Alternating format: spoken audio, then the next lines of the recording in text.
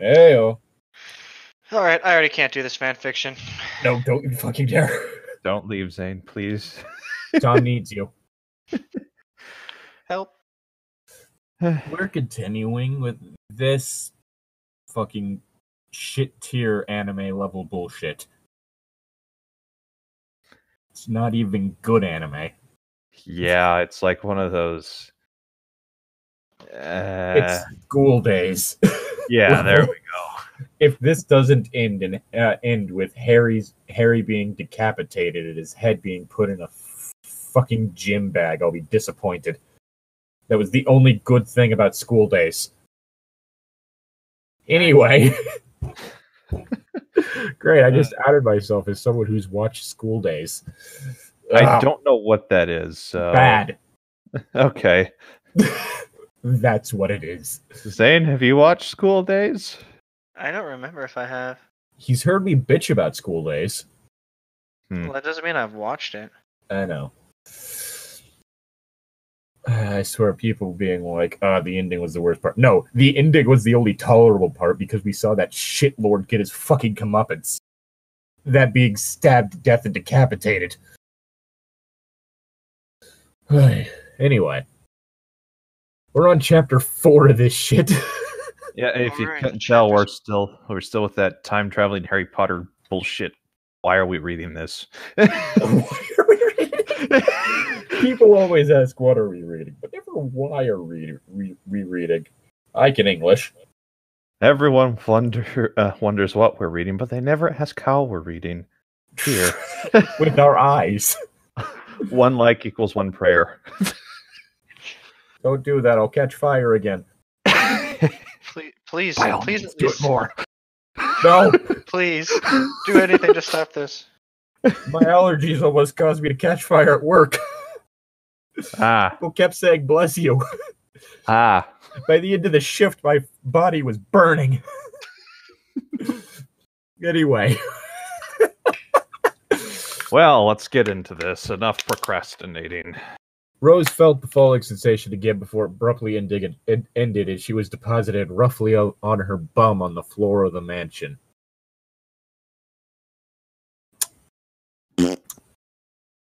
She glared up at Harry, who was staring over her head, lost in the memory, and regained her feet. She lose them? I was about to say, what feet did she have before? Did Arrow rip her feet off too?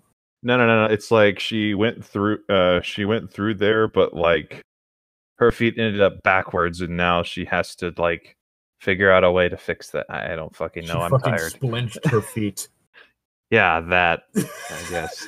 She apparated and just fucking splinched both of her feet. Yeah, there we go. Dude, it's either that or Arrow stole them. What is it with that god and stealing feet? Probably has a foot fetish. Reference to the other series we do. Just as she was about to ask him what was wrong, she heard a hissing voice from behind her. All I'm imagining is the library. I require feet. Feet, you say? Ooh. You must repair your library debt with feet. I don't want to read this, but I'm going to. Potter, the voice said maliciously. Turning around quickly, she was shocked speechless for the upteenth time that night. Standing a few paces away was a monster of a man. His skin was pale and tight against his skeletal frame, and his black robes hung loosely from his shoulders. His nose was simply 2 slits on his face, and his red eyes glowed from under his hairless brow. Rose thought he looked like a humanoid snake. It was Rose's grandmother. It's actually just Nagini in a trench coat. Exactly.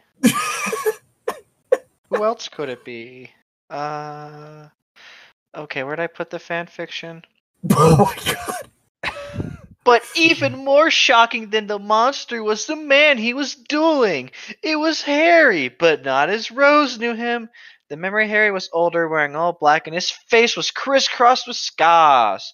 A light-bulb scar bleeding freely down into his eyes. His eyes were glowing a bright green, and the 2 combatants paused in their destructive duel. You will pay for what you have done to me, the red-eyed snake man snapped. Rose couldn't help but shiver at the sound of the man's no monsters voice. She knew The she man, could. no, monsters Man. voice. There should have been a comma there. Mm-hmm. She knew she should know who he was, but her mind was drawing a blank. Oh god, Voldemort is a woman in this universe. What? What? What? What? What? What? Why? What? Did I do it right? Where did that comment come from?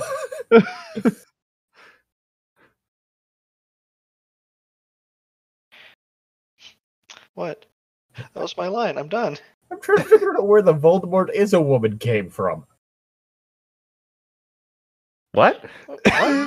Zane said it! What? She doesn't recognize Voldemort, but it seems familiar, so clearly the Voldemort of this world is a woman. She hasn't met Voldemort yet. All that's happened is that Voldemort tried to kill her in the crib and failed because Voldemort is pathetic. Ed? Can't even fucking strangle a baby. No, he has to use a killing curse on it. Well, No, maybe you don't even need to strangle it. Just open a window, pick it up, and drop it outside. Yeah, but like maybe since the family has Wixards, they could figure it out. Or maybe The family Voldemort was doesn't dead. understand. Maybe Voldemort's scared of the detective agency of Britain. The family was dead. No, you don't even need that. Just grab a fucking pillow. It is not hard to kill a baby. Voldemort's just an idiot. I mean, and he didn't have to use the killing curse. He could have just Exactly. used like the explosive one or whatever. Reducto, is that it? Ducked on a baby. Reducto, exploding child. I feel terrible. But yeah, he didn't even need to use magic. It's not hard to kill a baby. It is not, believe me. Wait. Don't take that out of context. You know, someone is going to at some point in time. Voldemort. Memory Harry spat viciously. Why did you need to remind him of his name, Memory Harry? It's bad enough that Memory Harry's also covered in scars. Of course he is. Need to be edgy and shit. Yeah. Anyway. He's also wearing all black. Because edgy. If it was just the scars, I wouldn't mind so much, but it's the scars and the old black shit. Fuck off. Rose gasped in realization. Now she knew where she recognized his voice from. It was the same voice she heard accompanying her parents' voices whenever Dementors got near her. Despite the proof in front of her, however, she fell deeper and deeper into confusion. When had Harry ever met Voldemort? She wondered. Wait, I fucking italicized that. And you will pay dearly for what you have done to me and everyone I care about. You killed my parents. Yes, I know that. My friends. Yes, I know. And too many others to name. It's kind of what I do. Those hacks are unforgivable to me. You really can send if they want. Indeed, said Silkily. Wait, what? Yep. Silkily, I Who's guess. Silkily? I don't know. Yes, Silkily. You have been a thorn in my side for far too long, Harry. I will finish what I started at Halloween many years ago. The Potter line ends today. Blah. Why is he called? The Potter line ends today. It shall be replaced with the Wensleydale line. Oh no! So that's where his alter ego came from. What is this session? Why am I here? Magically changes someone else's last name. It's the stupidest curse you can do. I still can't help but be reminded of that one picture that was in chat a while ago. Oh, you're gonna have to be way specific. What was it? The Tom such and such dildo lover or whatever it's called. Mr. Tom, a Dildo. dildo lover. Wait, no. Wait, no. The evidence was always there. Mhm. We just had to look for it. Voldemort was always Mr. Tom, a dildo lover. Wait, shit, no, said Riddle. Did you find it? Yep, it's not super far back. It's he pulled Harry's wand from his pocket and began to trace it through the air, writing 3 shimmering words: Tom Marvolo Riddle. Then he waved the wand once, and the letters of his name rearranged themselves. Mr. Tom, a dildo lover. Wait, shit, no, said Riddle. That one literally made me laugh way harder than it should have.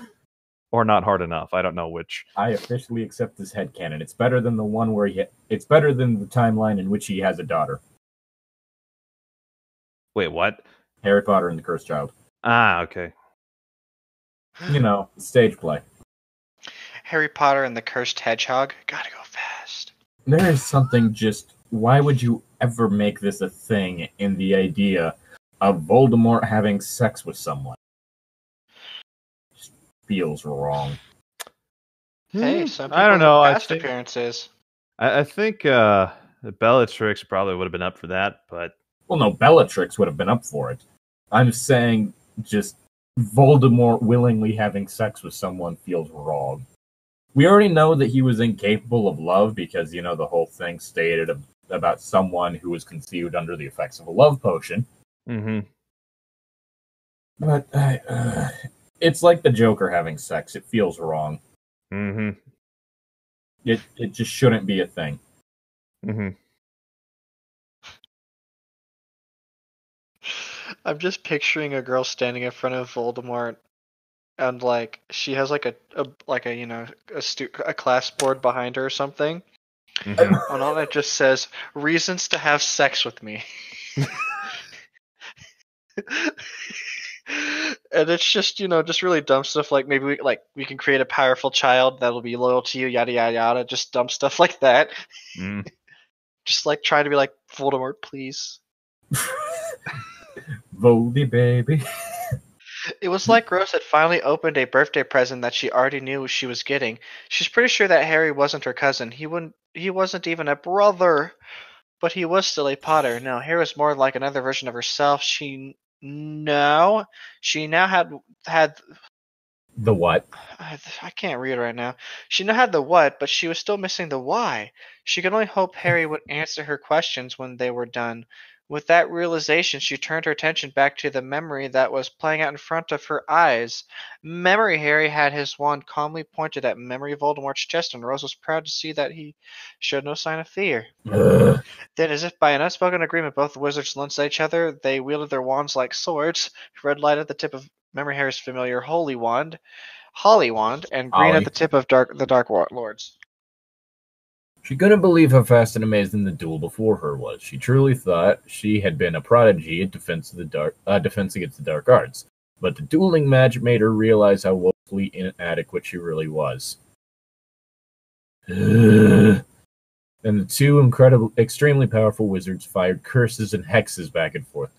Well, now we know this is bullshit because the only spell Harry used was Expelliarmus. Mm-hmm. Okay. And I think Protego? Protego? Which one's the shield charm? I don't know. damn it. Protecto, I guess. I'm pretty sure it was like Protego. Yeah, well. Protego.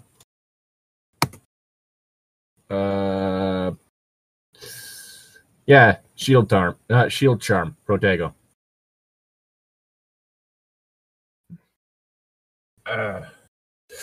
Because isn't that what he technically used to kill Voldemort? Voldemort cast like the killing curse, and he did the shield charm, and it just fucking reflected back and killed Voldemort. I don't remember. I need to reread the books. Yes. Oh, good. Fight. Doing more damage to the landscape than each other. Voldemort, she expected to use the dark arts, but she did not surprise herself as he was, of course, a Dark Lord. Memory Harry, why is that under lowercase? On the other hand, was using a mixture of all kinds of combat: light magic, dark magic, Muggle martial arts. I'm sorry. I'm sorry, is Harry kung fuing Voldemort? Maybe. Oh, okay. Oh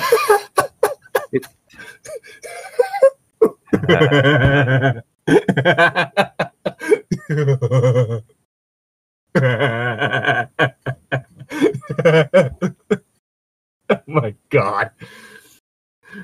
I'm just imagining that. That is stupid and I love it. I mean, this is the kind of Congratulations, dumb that's funny, but then I remember what story we're reading and I can't even laugh at it. Congratulations, writer. You get 1 point. And then, to her surprise, Harry began apparating while wielding a sword. It's a katana, teleports behind you. Nothing personnel, kid. Stabs Voldemort. This is shit tier anime bullshit. Oh my god. Memory Harry began to hesitate. Memory Voldemort began to hesitate as Memory Harry would apparate behind him and slash him with the sword of Gryffindor. Oh my god, he actually did nothing personnel, kid. Only to disapparate to personnel, kid. Only to disapparate to another location and cast a curse at him. Every apparition Memory Harry made was utterly silent, which made her uncertain of where he would appear. Behind Voldemort, probably. More than likely. Oh my god. Oh. It was clear to Rose that Memory Harry had the upper hand in this fight. You know what made the whole thing at the end of Harry Potter interesting? It was the fact that Harry very much did not have the upper hand. Mm-hmm. The only real upper hand he had, in books at least, was that Voldemort was not able to tell that his Horcruxes had been destroyed. Mm-hmm. In the movies, they had it to where at least first few times he would cry out in pain whenever one of his Horcruxes was destroyed. Mm-hmm. But the whole thing is that the plan hinged on Voldemort not knowing. Mm-hmm. He still thought that at least some of his Horcruxes were a thing during that final fight. But other than that, Harry did not have the upper hand. Mm-hmm. It was just that, Voldemort was going to be very much more, what's the word I'm looking for? Arrogant, I guess. Less cautious. Mm-hmm.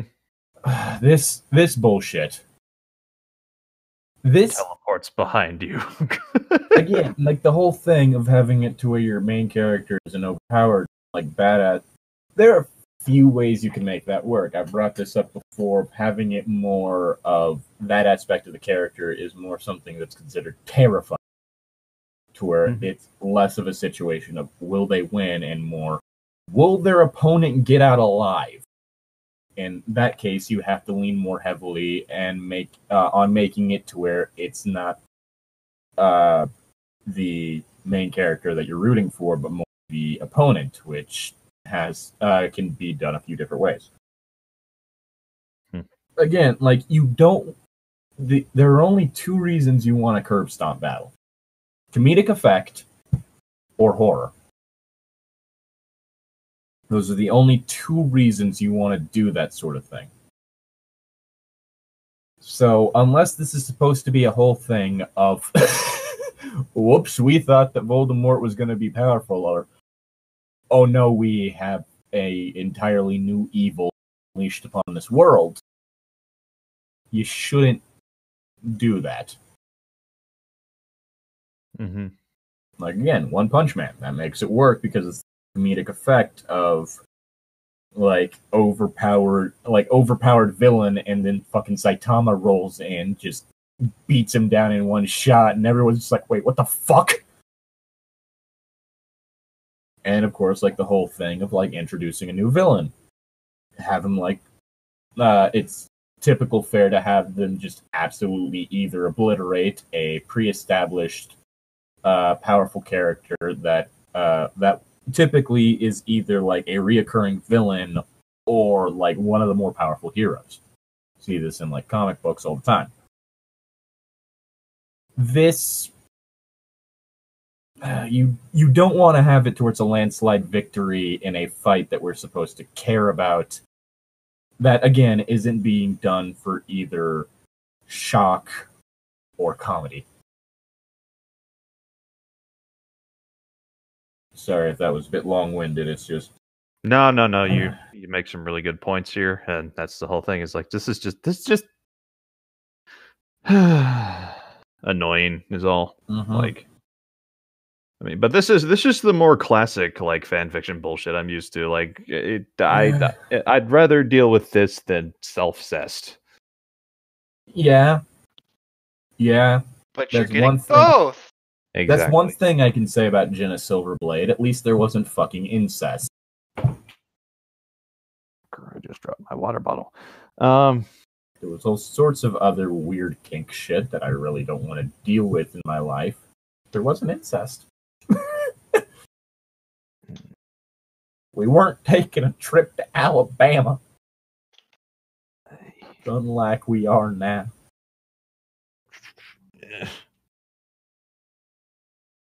Well, whose line is it? Yours. I read my line. It was clear to Rose. No. Okay, Zane's. I'm sorry.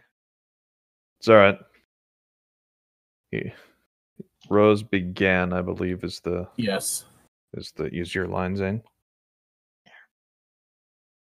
Sorry, one of my friends just asked if he could join us in the D&D pirate campaign. Oh boy. Rose began, right? Yes. Yep. Rose began to wonder, though, why Voldemort didn't simply apparate as well. Magnificent, hissed Voldemort with something akin to pride in his voice. You're strong, Potter. Who would have thought you of all people would be dabbable in the dark arts, or be capable of apparating through apparition wards? He said, answering Rose's unasked question. Which I'll be fine with another person joining, though. Sure. Yes. Tomas, how do you feel? Yeah, I'm fine with it, dude. Like, this is your campaign. If you think but I mean, it's up to you. I'm fine with whatever decision you make. That's what I'm trying to say here. If everyone's fine with it, then I'll let them in. Mm-hmm. Harry replied by conjuring a whip made of black flame from the tip of his wand. Also, this means that Harry is so overpowered that he can do apparitions in zones that have been warded to prevent it. Mm-hmm. Like, I don't think there's any wizard in the Harry Potter series that is able to do that. Not even the most powerful ones, because apparition wards are a thing for a reason, because they work. This would be like if someone brought a toaster into Hogwarts and it worked. Mm-hmm. Like, there are wards in place to prevent technology from working on the mounts. But aside from that, like, it's just one of those things of, we gotta make him overpowered. And look, sometimes fan fiction can be fun to make us overpowered self-insert. Like, if you want to do that, that's fine. Just know it's not good. It's just self-indulging. Just please, like, do it well. Like, don't do it the same way that everyone does. If I wanted that, I'd read the thousands upon thousands of terrible shonen manga that there are. Like, anyway. You never did find out the rest of the prophecy, did you, Riddle? Memory Harry hissed mockingly. And the Dark Lord shall mark him as his equal, Memory Harry recited, seemingly lost in his memory. I hate that sentence. Memory Voldemort used the opportunity to shoot a killing curse at Harry, confident that it would hit and end his life. Memory Harry simply dropped the sword of Gryffindor, which faded away, and raised his empty hand. An opaque bluish shield sprang up in front of him. The killing curse clanged loudly off it and careened into the ceiling and dislodged a large chunk of plaster. Okay, first of all, the whole point of the killing curse is it cannot be blocked by magic. That was one of the except main for the magic of like true love. Aside from that cliche, yeah, but like that was the main thing that made it so dangerous. You had to either duck behind cover or you just fucking died. That's yeah. God. Okay. Also, there's just something about the killing curse doing physical damage to something that upsets me. Because the whole thing is like when a person gets hit by the killing curse, they just fucking die. Not like any damage done, they just fucking collapse. Like that's part of the whole thing that makes the killing curse like so fucking terrifying, is it is just instant death. Insta kill. Like you just fucking drop. There is no physical damage, and so I dislike the idea of it damaging the surroundings when it hits something. But he will have the power. The Dark Lord knows not. Memory Harry continued, lashing the whip forward to tightly bind Voldemort. Here's your introduction to Kinbaku. Nothing can block the Avada Kedavra, the Dark Lord said with wide eyes. Except for a mother's love. And before him was much stronger than he had ever thought possible. To deflect the killing curse, wandlessly even, would take immense power. In memory, Harry had done it almost effortlessly. I almost said memory Henry for some reason. Henry Wensleydale. Henry Wensleydale of the esteemed Wensleydale estate. You need to return your library books, Wensleydale. If Harry had the ability to do that wandlessly, what else could he do? He would no doubt be unpredictable in a duel. Binding spells and locking charms would be worthless in a fight against him if he could lift the spells without a wand. Dumbledore and himself were only able to use small amounts of magic without a wand, but the Potter could clearly use it for combat. But the Wensleydale. Memory of Voldemort focused all his power on dispelling the black fire whip that was slowly crushing his black soul. You know what would have worked better there instead of Black Soul? Fractured Soul. That would have worked way better. It would have been accurate. Mm-hmm. There's something overdone about the whole fucking Black Soul. The Black Fire Whip. No. I'm imagining now. It's like, I know a spell that you don't, Voldemort. Oh, and what that might be. Condensed depression. Just hits him with a depression spell. I don't want to fight him. I kind of just want to go back to my room and eat crisps. I don't like this. I don't quite feel sad. I just feel nothing. I'm going home. I know. But yeah, fucking characters of mine that are literal demons aren't this fucking edgy.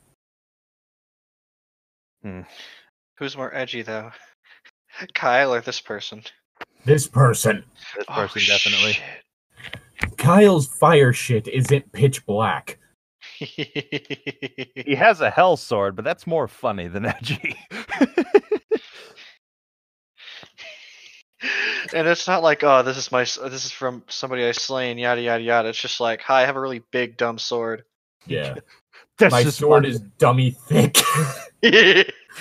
I'm trying to cause the apocalypse. My sword is dummy thick and keeps attracting the attention of kids' agency. My sword is dummy thick and it keeps attracting the heroes because they want to loot it. My sword is dummy thick and the clangs of it off of my opponents. How dare it. My fist is dummy thick. And the clap of it off of Zeffy's face. Just keeps alerting the authorities. Alright, is it my turn? Oh god, yeah. It's on YouTube. Of cares? Nothing is normal for me, Riddle, Memory Harry said sarcastically, not bothered that Memory Voldemort had dispelled the black fire whip as the effort had left the Dark Wizard on his hands and knees and gasping for breath. That's hot. Oh, Harry, you're dead. Please stop, Harry. Thanks to you. What kind of spell was that? Memory Voldemort said, stuttering for the first time in decades. The boy who lived, come to die. Whoops. That's again. JK's writing isn't perfect, but still better than this. Feels bad, man. Nothing he had encountered in his long life had been anything like that whip. Oh my. First time getting flogged? Get used to it. Just remember the safe word. Rosemary. I forgot the safe word. Rosemary. Rosemary. What if the safe word was I forgot the safe word? Oh god! I mean, typically if someone says I forgot the safe word, probably should stop. Just a very God damn it. Voldemort just got vectored. You just got vectored, baby. Oh yeah. Oh yeah. Oh gods.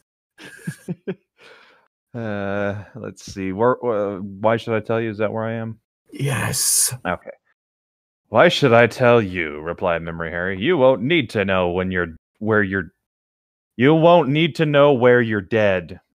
I hate what the line was supposed to be. Memory Harry smiled vindictively when he felt a surge of magic from Voldemort and knew he was trying to dispel the anti-apparition and portkey jinxes on the area. Lord Voldemort was trying to run away. Oh, don't bother, Riddle. You won't be able to dispel those jinxes.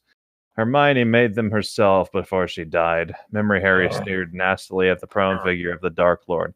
How does it feel to know a mudblood helped in the cause of your downfall? You won't be leaving this battlefield alive. Okay, this is not Harry. This is Harry. Edgy. It's edgy, angry boy protagonist, the number 15. Again, I have written like angry characters before. They typically aren't like this. You can make an angry character who's edgy and not just pretend. An angry character who's not edgy or pretentious or insufferable. Yeah, it's a whole thing of the way the character is.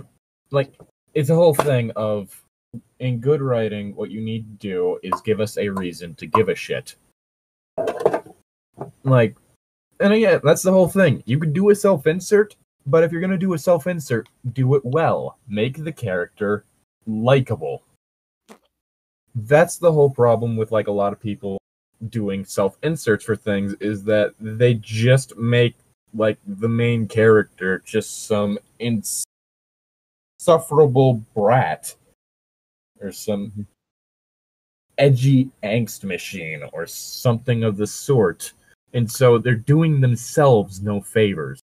You know, another tip when it comes to, like, if you are writing self-inserts, just, don't try to write your ideal self.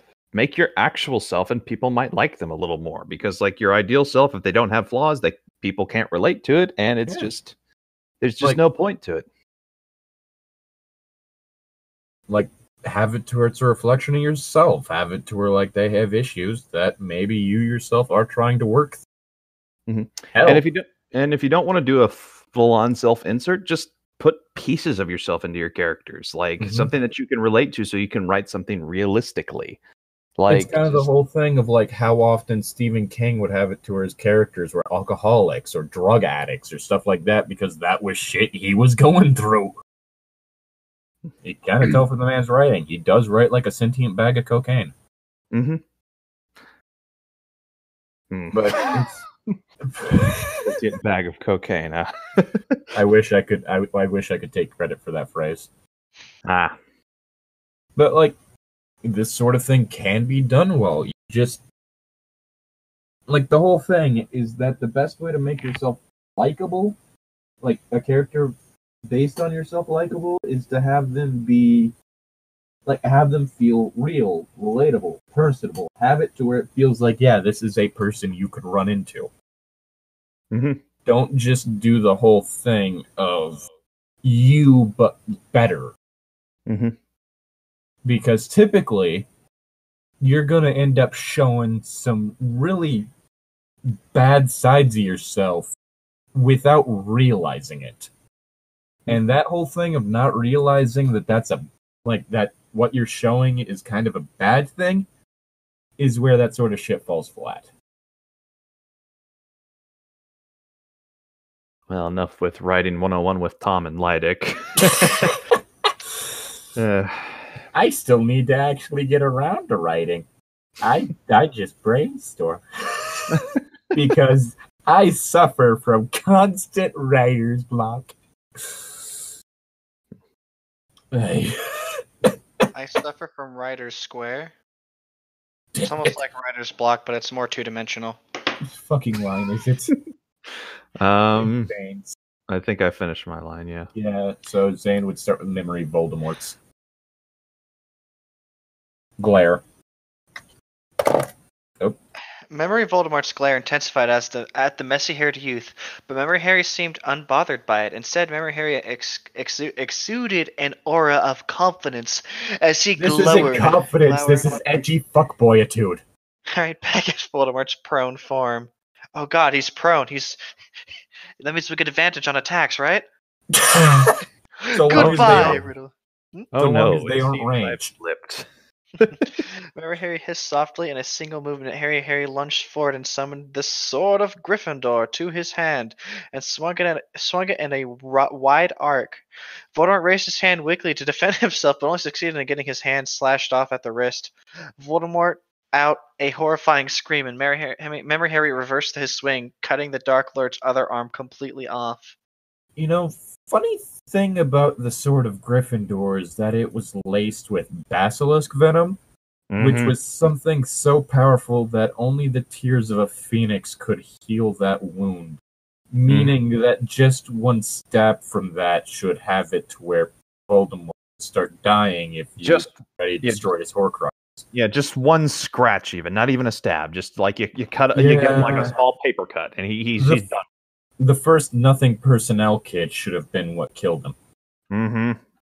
Unless he was wearing like a stab-proof vest under it. I came prepared for my court trial. He's wearing a suit of armor, just like a breastplate. Hey, even if I fall today, Potter, I still live. Voldemort shouted. I almost said shattered. Still not a stretch. Still, hey, hysteria lacing his voice. I have already obtained immortality. Memory Harry surprised everyone watching the duel and laughed loudly. Do you mean the Chaos Emeralds? Zawardo! Zawardo! Do you mean the Horcruxes, yes? Do you really think I'd be stupid enough to attack you without making sure I would be able to kill you? I'm surprised you didn't realize what I had done when I killed Nagini before coming after you, he said with a chuckle at the helpless Vince. Voldemort ceased his struggling and for the first time in his life stared at someone with absolute fear.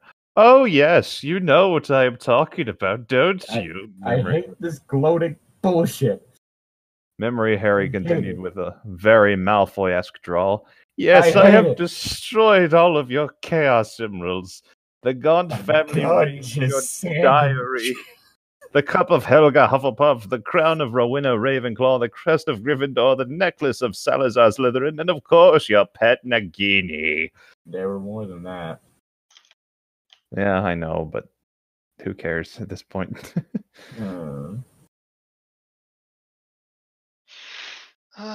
Nagini. Voldemort And was then struck. they kissed. Voldemort was struck dumb at this Revelation. knowing his Revelation. death was truly at hand. He simply sat there, defeated It and should have weak. been that from the first stabbing. As Memory Harry lunged forward again, his sword flashing in a dim light. A moment later, Voldemort's head slid off his neck, and a fountain of black blood sprayed from the stump, sucking Harry's battle robes with the dark, inhuman ichor. I'm just picturing, since he cut through eyes. Voldemort, his blood is filled with the poison, and now the poison's on Harry. All I'm imagining is the fact that fucking Harry just did the whole thing of I forgot what it's called, but it's the one-strike duel or something like that. Because it said that he lunged forward. So all I'm imagining was that whole fucking trope of the thing where you dash past someone and swing the sword. Harry standing behind Voldemort when his head just fucking falls off. Oh god. Every single moment of this just makes me think of bad anime. Every single moment. Then the pensive memory ended, and also, fuck you, Neville Longbottom killed Nagini. Fight me. Mm-hmm. Yeah, he Fight totally me, did. author. The pensive memory ended, and the two of them were lifted from the bowl. Rose was left staring at a haunted-looking Harry sitting next to her. So Okay, why did you show me that edgy bullshit? All right, so a good way that you could have made this story salvageable is by making Harry end up the villain in this. That would be interesting. If this version of Harry is the one who's trying to teach Rose, he turns out to be the villain, and he turns out to be worse than Voldemort ever was. I think that would be really cool, but that would be interesting. Also cut out the romantic bullshit. But... Yeah, well, I mean, yeah, that'd be a plus. Now, I know you have questions, and you deserve the answers. Truthful answers. So I have one more thing to tell you before I start explaining myself, he said. Harry reached into his pocket and pulled out a small vial of clear liquid. Do you know what this is? He asked. It's a boneless pizza. You like this? I thought it was funny, Zane. Thank you. Rose shook.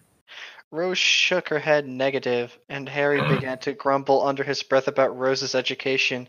If all this oh no, she didn't recognize a clear potion. He would make sure she did better in school than he did. This is Veritaserum. Veritaserum. This is vitamin D. The strongest true serum in existence. It's vodka. Vitamin dick. Then it really is a truth serum.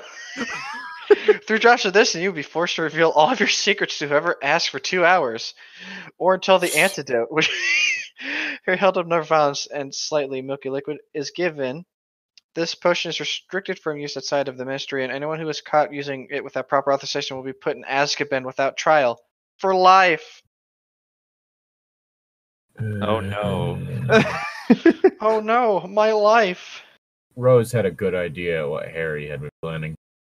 Nervously, she knew firsthand from Godfather Sirius what Azkaban was like, and wouldn't wish that on anyone. Well, except maybe Voldemort and Wormtail. Her eyes were locked on the seemingly harmless-looking liquid in the vial that Harry was holding. She barely made out his next word.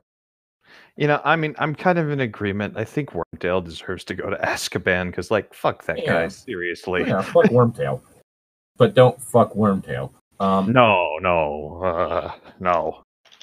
Oh yeah, nothing like that scene where his metal hand started strangling him.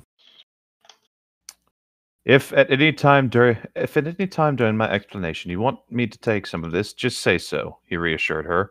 Rose nodded hesitantly and looked into Harry's eyes expectantly. Drink the whole thing! Drink it! First question, why are you such a fucking edgelord? Hey Harry, why are you so edgy? Look how they massacred. I can't. Fuck, that was completely off. Look how they massacred my boy. I trust you, Harry. Rose said simply. Oh. Oh. You okay there, Llytic? You sound like you're coughing up a hairball. I think he's vomited blood, Zane. I think you broke him. Oh, my bad. Did not taste good the second time. Rarely ever does. I'm gonna have to clean that up. Rose, I'm sorry, stated Harry. I really didn't mean to lie to you. Just wanted to protect you. I didn't know just how vulnerable and lost you were feeling. After seeing how you were close to losing it, I decided that I should reveal to you who I really am and save you the trouble of having to wonder what in the world is going on around you. I want you to know that regardless of how things go here, I will always be there for you, okay? My true identity is the librarian. You have overdue books. Rose Potter. Rose Potter. I have been waiting for this. I have been waiting for this meeting for a long time. Pay your library fine. He waited for Rose to acknowledge him before continuing. Skedaddle skadoodle, your arms are now a noodle. Fuck yeah. I can pimp slap people so hard now. I don't want my arms to be noodle. So you want to go into my swole program that I totally didn't just make after cursing your arms into being noodle. Do you need my credit card number? No, just your soul. Okay. Wait, hang on. Noodle arms are the best. Slap, slap, slap.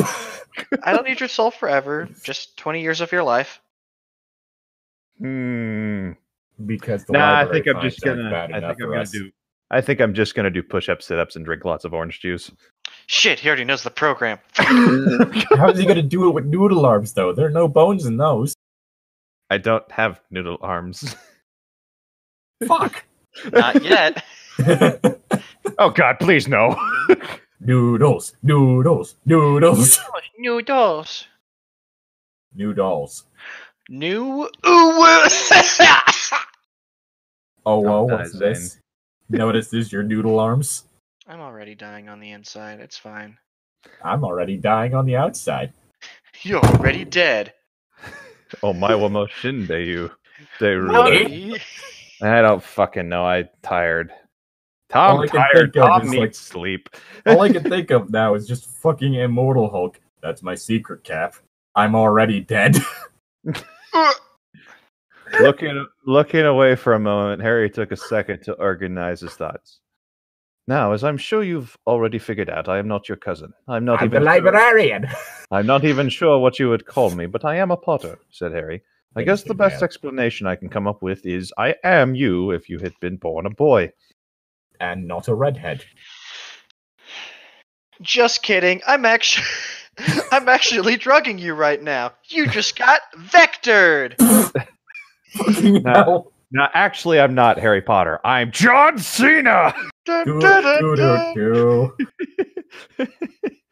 Are you sure about that? Just the real John Cena comes in and just suplexes Harry. God, I'm trying to remember what John Cena's signature move is supposed to be. Let me look. Honestly, the best thing that could happen right now is if someone just came in and RKO'd Harry. Mm-hmm. With those Muggle martial arts. Muggle martial arts can't handle the prowess of a wizard. Are you sure about that? Boom! Just drop kicks his face. You can't curse what you can't see. That wizard wrestling sounds hilarious.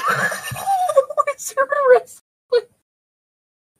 You just have that one muggle that no one expects to win, but he'd have like that 1 year where he did win. Okay, I found John Cena's signature move. What's it called? It's called the 5-Knuckle Shuffle. It's not as impressive as I was hoping, but it's impressive enough because it's John fucking Cena. Well, that's not the only one. There's another one. The whole thing, though, is that since he's a face, it doesn't tend to be as good. Mm-hmm. Yeah, because there's that one, and then there's the one that's that he does a hold. But that one, due to the fact that he's a face, he's not able to do it convincingly or brutally. Mm-hmm. All right, because It's he's not the heel, right? Yeah. The whole thing with the face is that they're supposed to be heroic. It's the whole thing of you're not going to see a face throw a punch, but you will see a heel do it. Mm-hmm. Which is why fucking what is his name? He's that one guy that the WWE kept trying to like push as the face of the WWE. Oh, I know who you're talking about, but like his whole thing is that his like finishing move was supposed to be like the fucking Superman punch or something like that. But because of the fact that he's a face, he's not allowed to punch, and so it more is just like a forearm smack. But there already is someone with a fucking forearm move called the Phenomenal Forearm. Huh. It's like the same fucking move. But it's like, no. He's punching them. But he's not. We can see he's not. Oh, so that's his signature move, the extreme attitude adjustment. Okay. I like that. Pick some boy up and then just There's a dude in the parking lot. Just slam him on the hood of a car. Nice.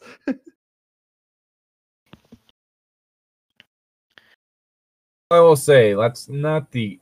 Again, there's one of them that it's like a fucking hold where he has them on the ground with his arm around their neck. Anyway, whose fucking line is it? I don't know. Who said the last part? Not sure. It might have been me. Might have been you. I'm you if I were born a boy was the last thing said. Yeah, I think that was me. All right, Zane's line. Rose blinked.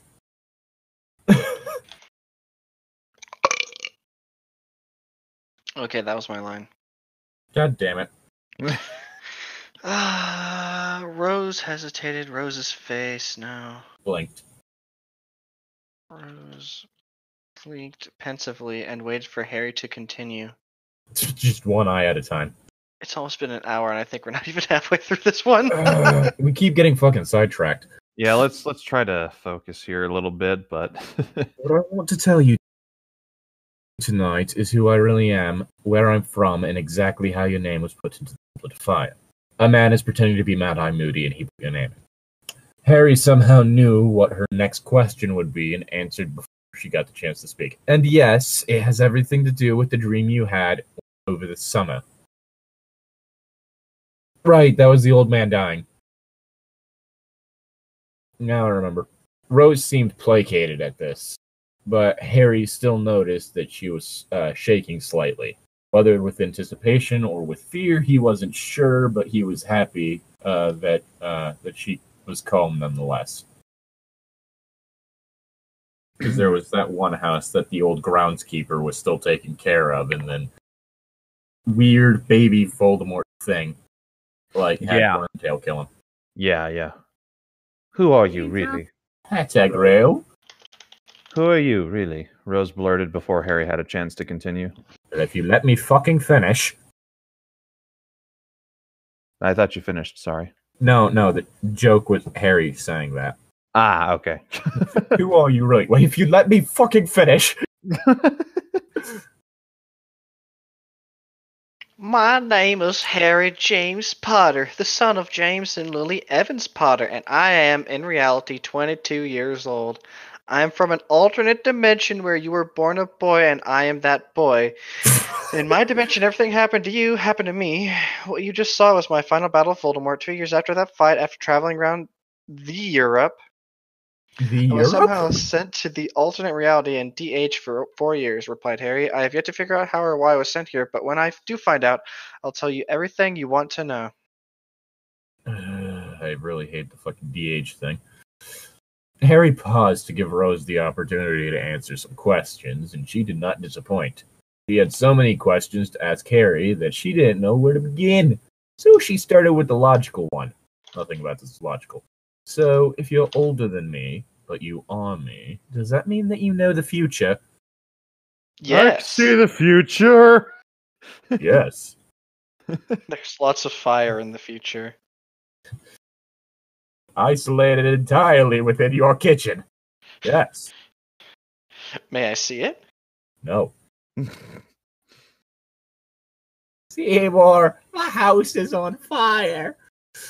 Harry nodded slowly and thoughtfully. So that means that Voldemort is going to come back. He's planning on using your blood in a potion to create another body for himself, Harry So said. that he's no longer just a weird baby thing. Seeing the confusion on Rose's face, he elaborated. The tournament is all an elaborate plan to lure you to a graveyard in Little Hangleton, where Voldemort will capture you and steal some of your blood. Your name was put in the goblet of fire by a Death Eater impersonating Alistair Moody so that they could guide you to the cup. Remember I told you that it was made into a portkey? It took me and Cedric to the graveyard. I mean, the entire tournament isn't an elaborate thing. Just him being in the tournament. Rose nodded, stunned at this revelation. Wait, Professor Moody's a Death Eater? Harry nodded and Rose sat back heavily on the sofa. Well, with yes, a but no. A few minutes went by and Rose's expression became crestfallen. Harry knew what she was thinking, that from here on out there was nothing but sorrow. Harry hurried to reassure her. Rose, I can assure you that the person you choose to marry later in your life is the one that's going to piss off the most people. Ron?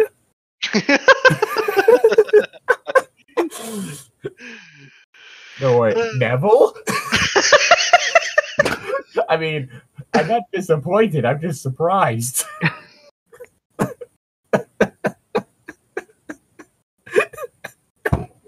Surprise, Harry was gay all along. Or, I guess, bi, maybe. Ah, shit, it's gay boy hours. Fuck yeah. Finally. The night is my time. Tonight we ride, my gay brethren. Tonight we ride each other.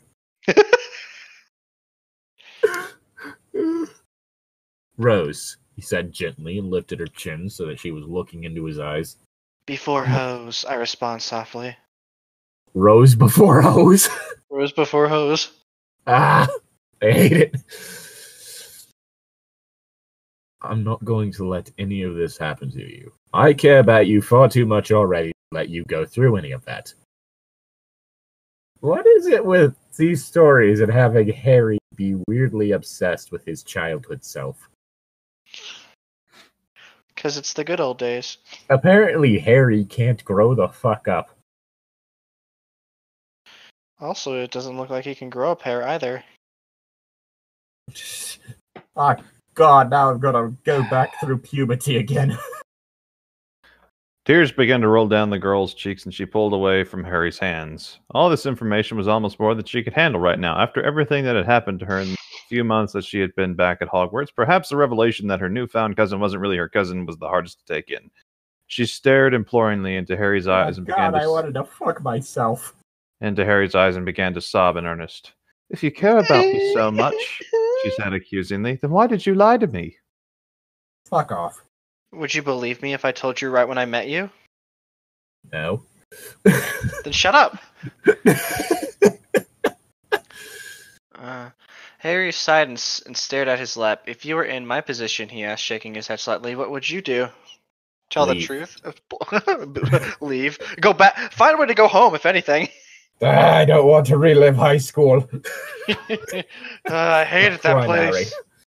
I don't want to relive primary. Rose thought for a second, then answered meekly, calming down a bit. Probably the same thing that you did, she said.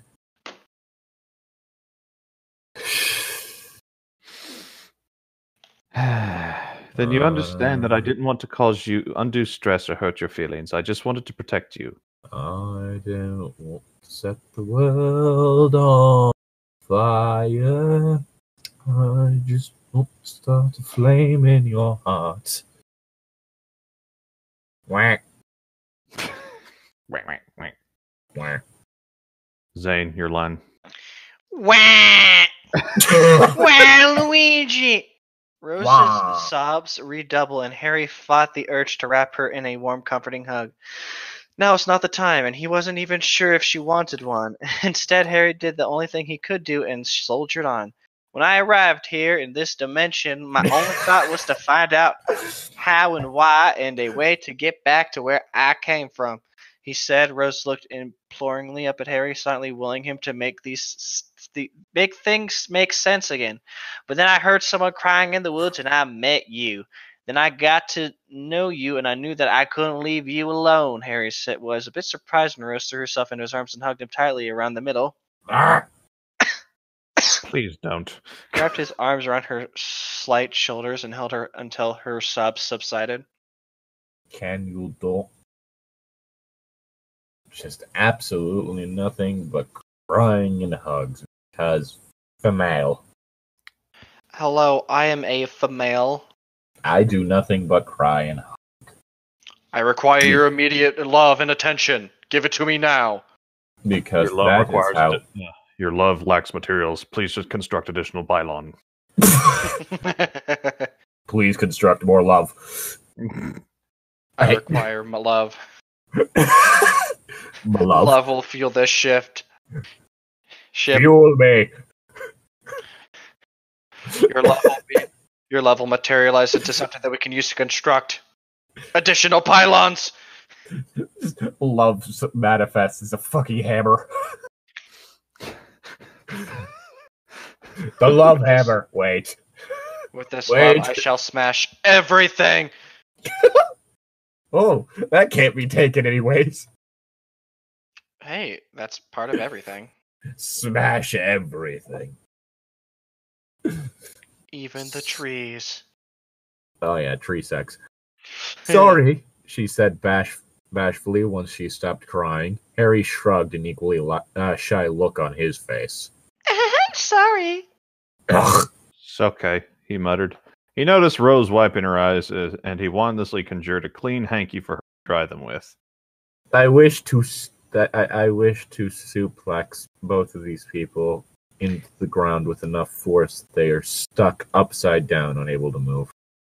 How cartoonish. Embedded in the ground. Who? Rose suddenly asked.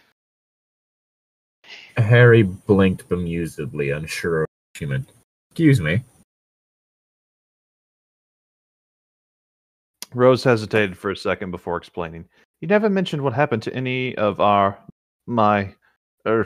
your friends. Merlin, this is confusing. She paused for a second, then shook her head before continuing. What happened to them?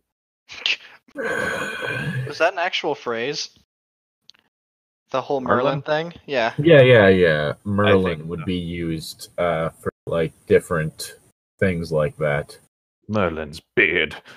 Yeah, Merlin's beard. Harry stared into Rose's eyes so much like his own.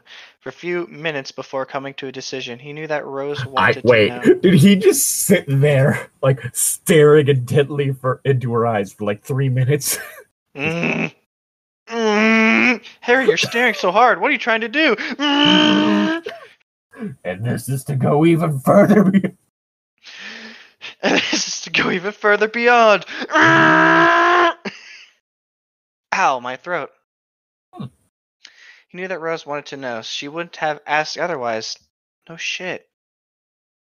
But he asked anyway. Rose nodded quickly, and Harry explained. He decided to start the most important people to him. Sirius was murdered at the end of my 5th year during a battle at the Ministry. Dumbledore was murdered at the end of my 6th month. And in the middle of my 7th year, both Remus and his new wife were killed while on their honeymoon. Well.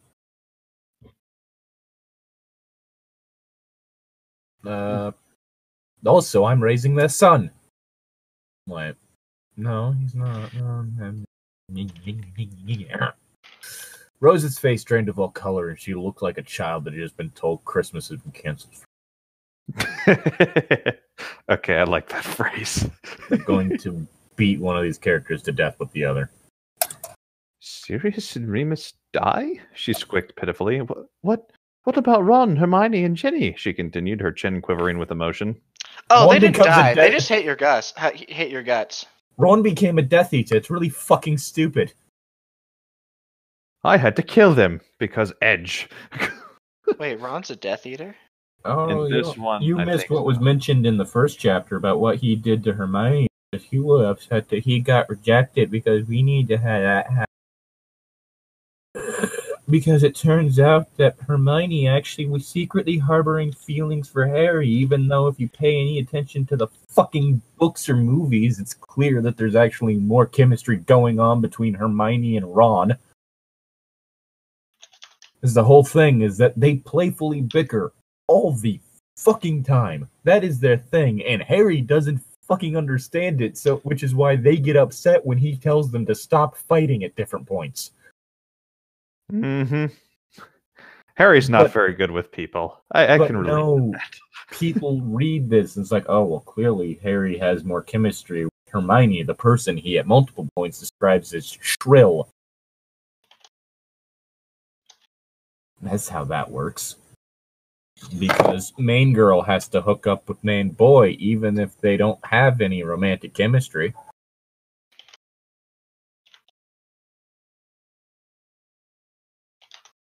Do we have Anyway. romantic chemistry? No. Good. What about me and Tom? Yes. We swear do? you purred. I swear you purred. Just Zane just purrs me. We do? It's meant to be, Tom. You can't fight fate. I can and I will. Fuck you, I'm a time traveler. A time traveler who doesn't understand how time works. Exactly. Anyway, whose fucking line is it? Probably mine. Well, I It's thought mine. Zane just finished his line and then... Did he say the Harry sighed softly thing, or? I don't think so, actually. So let's say it again. Harry sighed softly and told her. He is a whore. About 6 months after Dumbledore was killed, all except Percy and Ron went into hiding somewhere in America. There are no cats in America, and the streets are paved with cheese. Well, I am incredibly glad one of those cases and incredibly disappointed on the other. Oh, what fucking movie was that? I don't know. The Wind Goes West. Fievel? Fievel Goes West? Maybe? Is that a movie? Yeah. It was a whole thing of a family of mice escaping Europe and going to America, because the whole thing of them being a metaphor for like some sort of marginalized group that was trying to find freedom in America, only to find out, oh shit, America. There are still cats. Yes. Cats being symbolic for the oppressing group on those people. Also turns out the streets aren't paved with cheese. Shit. Ron stayed behind to help Hermione and I find a way to kill Voldemort, but he didn't stay with us for very long. Turns out he only stayed because he thought he loved Hermione. Fuck off, author. She didn't return his.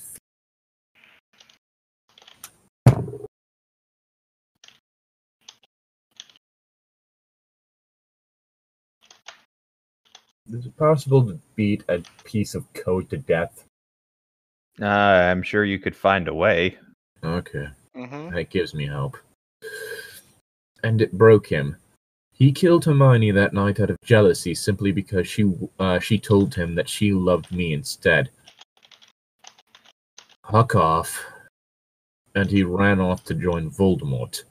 Harry's eyes reflected the pain the memories evoked in him. Rose thought about that for a moment. She could definitely see that happening with Ron. Fuck off. Fuck you! Fuck off. And she was glad that she was a girl and didn't have to deal with Hermione having a crush on her. She hoped. Fuck off. Fuck off with that, too. What about Ginny? She asked. I find it hard to believe that she would just let you take Ron and Hermione and not her. She said one difference between herself and Harry was that she was better friends with Ginny than with Hermione. She was sure that she knew Ginny better than Harry.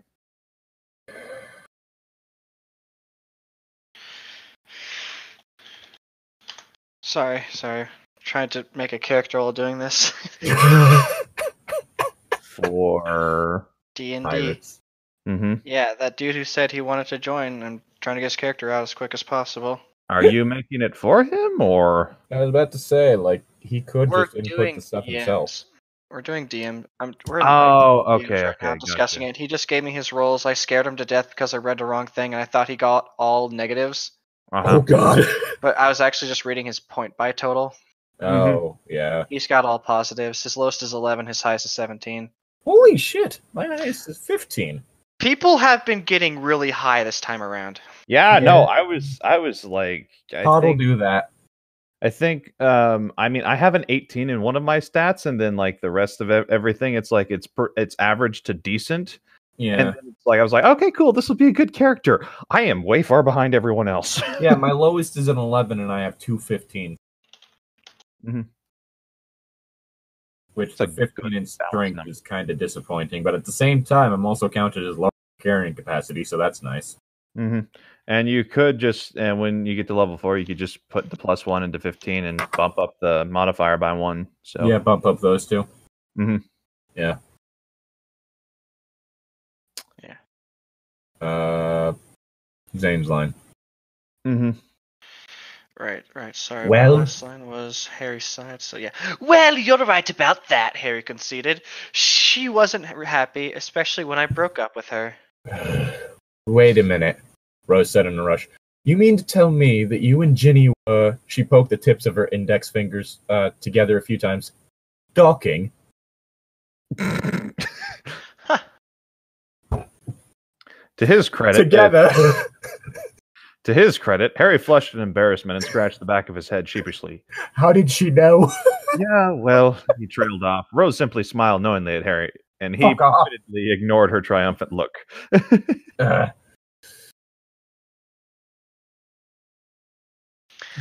Wait, no. That's not my line, right? Yeah. No, it's not. It's I'll bet. I'll bet that Ginny was really peeved with you after that, Rose chimed. Yeah, that tends to happen when you break up with someone.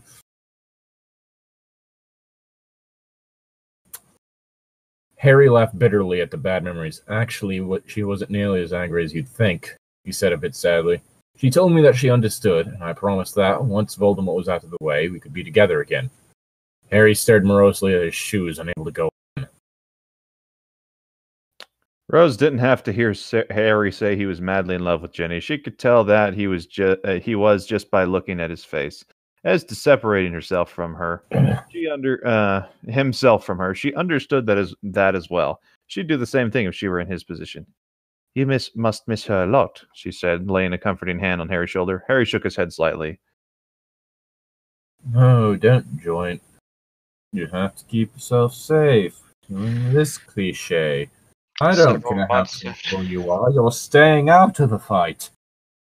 Several months after Ron was found to be a Death Eater, I managed to hunt him down with several other Death Eaters, including some of his inner circle, while they were on a raid. I was forced to kill Ron in a duel. Luckily, he hadn't told Voldemort that we knew how he had achieved immortality.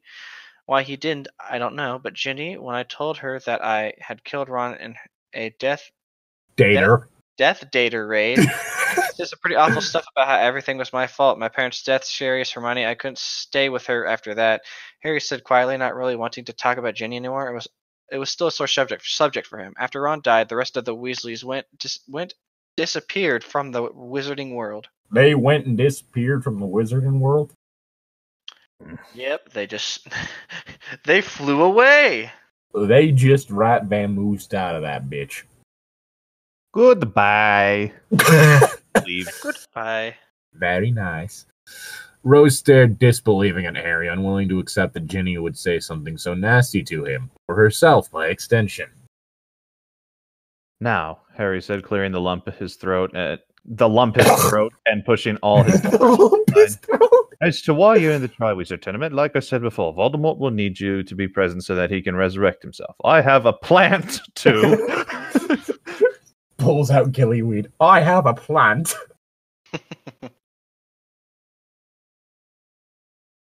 Zane. Hold on a second. Hold on a second. Rose cut him off, a bit put out that Harry just went straight back to Voldemort's plans. So you and Ginny didn't get back together, I suppose, with her being in America and all. This is America. Don't catch you slipping now. Yeah, don't catch you slipping. No. Wait. Yeah, no, Harry said immediately, looking like he really didn't want to talk about it. She tried desperately to make up with me after I killed Voldemort, but what she said just really hurt, you know? I had nightmares for months because of her. It was so bad that I almost died a couple of times to Dementors. Rose sighed, silently relieved that Harry was single. God damn it. She wasn't exactly sure as to why she was relieved, but she was nonetheless. Harry, when you said all the Weasleys went into hiding, you said with the exception of Percy and Ron. What about Percy? Percy Jackson and the Olympians. Rose could He got see hit with a lightning bolt. that made sense. Her thoughts turned toward her godfather and former professor. She was morbidly curious as to how they died. How did she began, pausing and wearing her lip uncertainly. She knew that if she were in Harry's position, she wouldn't want to answer her next question, but she really wanted to know.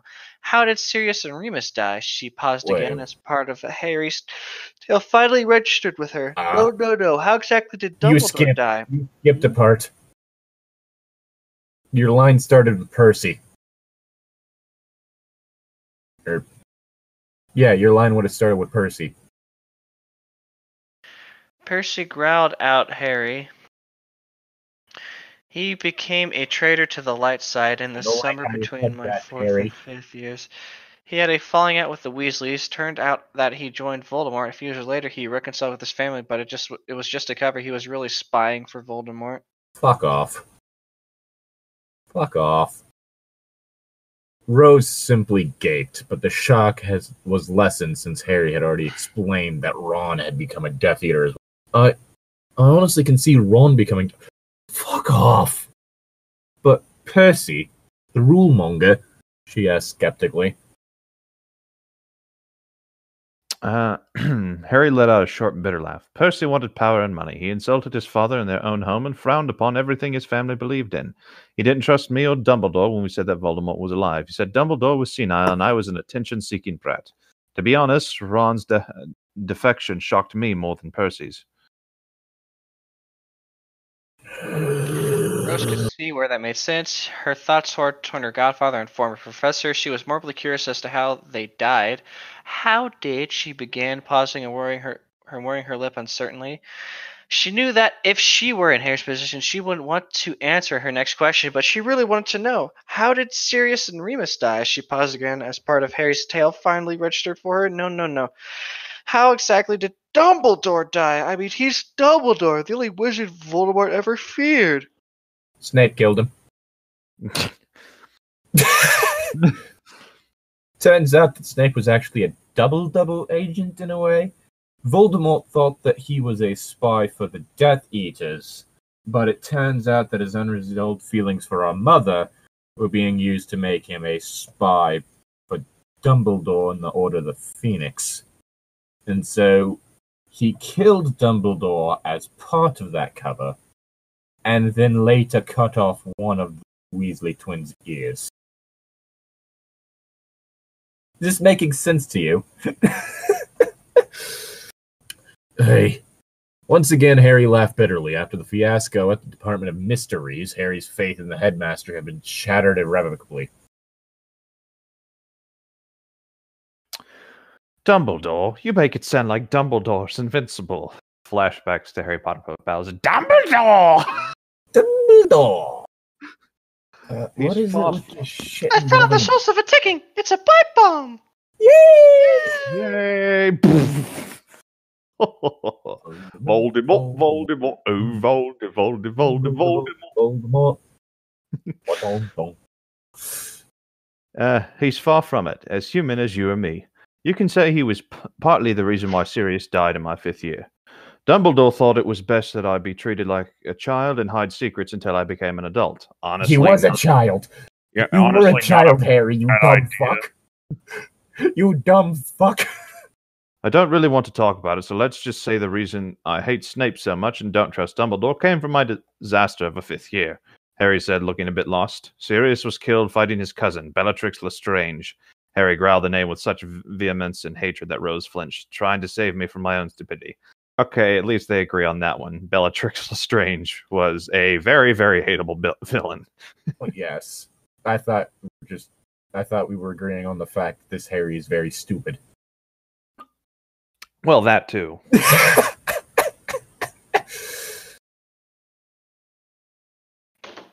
Ah, God, there's a gnat. Rose glowered. glowered at the floor in front of her. Bellatrix Lestrange, she spat mentally, filing the name away, and her people who should suffer horribly file in her mind. You know what makes a main character likable? Them thinking that torture is a good idea. Anyway, as for Remus, he died the day he got married to a person named Nymphadora Tonks, who is, by the way, Sirius's niece. She should be in Aura right now. You would have loved her. She's a great person. They had a kid together. I don't know why this isn't the thing that happened. It was actually a very touching moment. You're supposed to meet her next year, but now that I've changed things, I don't know if you will. Either way, you should. I think you'd get along wonderfully. Sorry, I'm going off track here. Anyhow, both Remus and Tonks were attacked on their wedding night as they were leaving for their honeymoon. For some reason, Voldemort ordered a hit on them, most likely to antagonize me. No, it would have more likely been because they were members of the Order of the Phoenix, which was a group focused on taking Voldemort down. Why are you like this? It's not Harry, it's the author, and what in this monster he or she has turned Harry into. With the shits going on, I highly doubt that. All this shit is male power fantasy shit.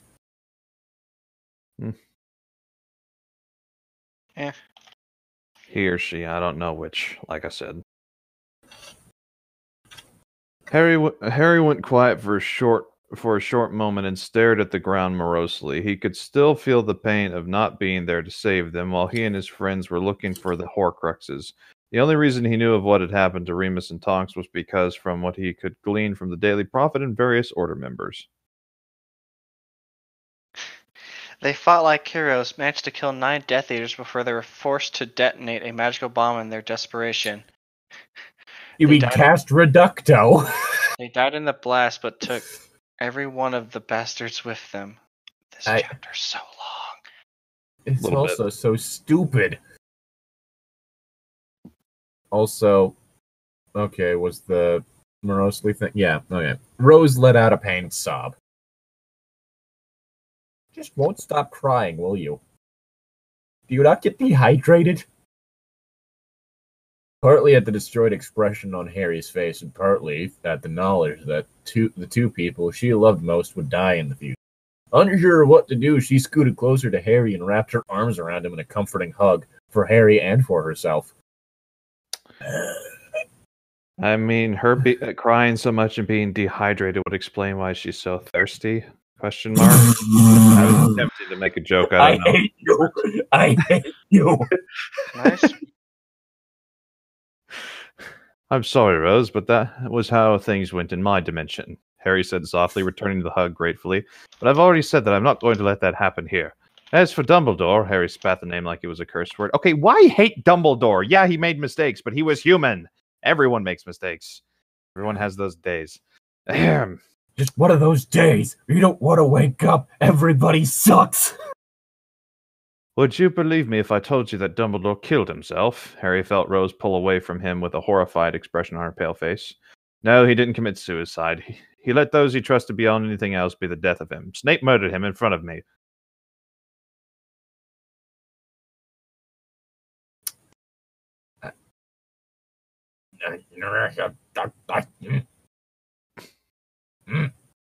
Rose gasped and held Harry tight, her tears streaming down her face again. I knew it, Rose said through her tears. I knew he was good-for-nothing bastard. He killed Dumbledore. Yeah, we knew he was an evil git from the start, didn't we? Harry said calmly, rubbing comforting circles on Rose's back. Bad touch. Unhand the child. I have defeated the small child.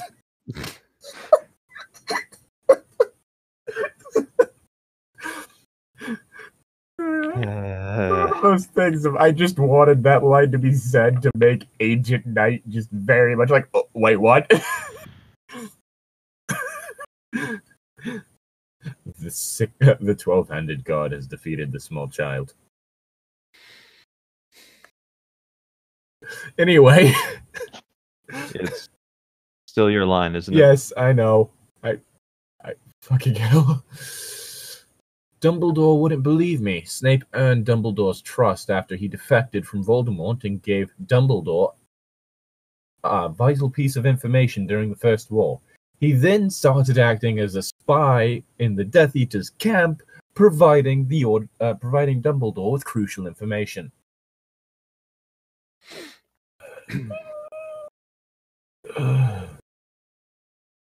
Again, this was made after last book was published.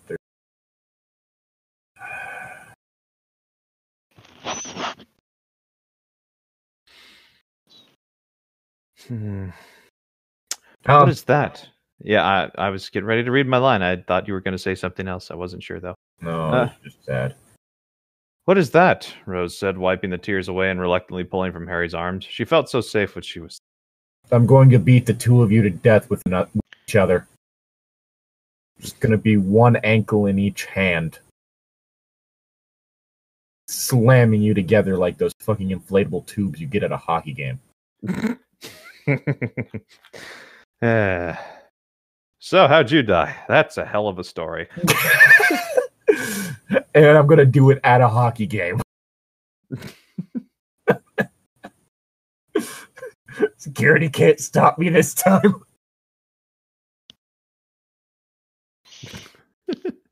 This time?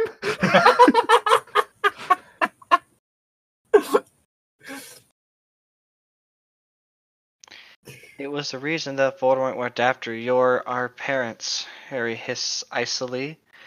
Rose recoiled at the hatred in Harry's voice. Snape overheard Professor Trelawney give a prophecy to Dumbledore predicting that a child would be born that would have the power to kill Voldemort. He immediately ran to Voldemort and told him that he had heard, but then he felt bad when he realized that Voldemort was going after our parents and went to Dumbledore to tell him what was going on. However, Rose didn't hear the last statement. She was stuck on, what is the reason that Voldemort went after our parents? Phrase kept playing over and over in her head, and her temper exploded. Harry was taken by surprise by how fast Rose's mood changed. Snape is the reason that Voldemort went after my parents? Rose yelled angrily, her green eyes almost glowing in the dim light of the room. Fuck off.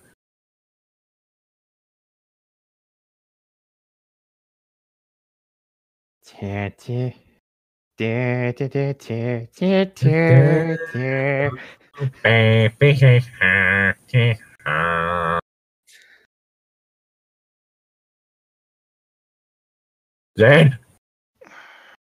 Harry was immensely happy about the wards and charms he had placed around the shrieking shack earlier in the evening. Silencing words, notice me not charms, and several others. He's pretty sure that if he had not put up those silencing words, everyone in Hogsmeade would have believed that the shack was now haunted by a banshee. Okay, there we go. Got the bug. Now you see why I hate Snape. If you'd like, later on, I'll show you my memory of when Dumbledore told me of the prophecy. Yes, because the fact that he was a dickhead to you wasn't the reason you dislike Snape. Right. Fuck off. Just promise me that you will not go after Snape. I have plans for him later. Harry said as he tried to calm down the furiously muttering redhead. Not only does he take it out on me, but he's the only reason why I have no parents. That bastard, I'll fucking kill him. I'll have his head on a goddamn pike.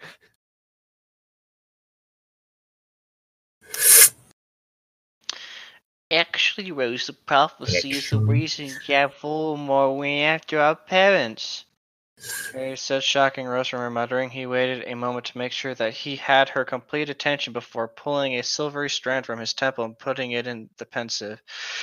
He stirred it and tapped the room twice with his wand, and an image of Trelawney rose from the bowl and began to revolve slowly. Her voice sounded eerie and hollow as she began to recite the prophecy. The one with the power to vanquish the Dark Lord approaches, born to those who have thrice defiled him. Born as the seventh month dies, and the Dark Lord shall mark them. Them, Harry thought, must have changed with the dimension.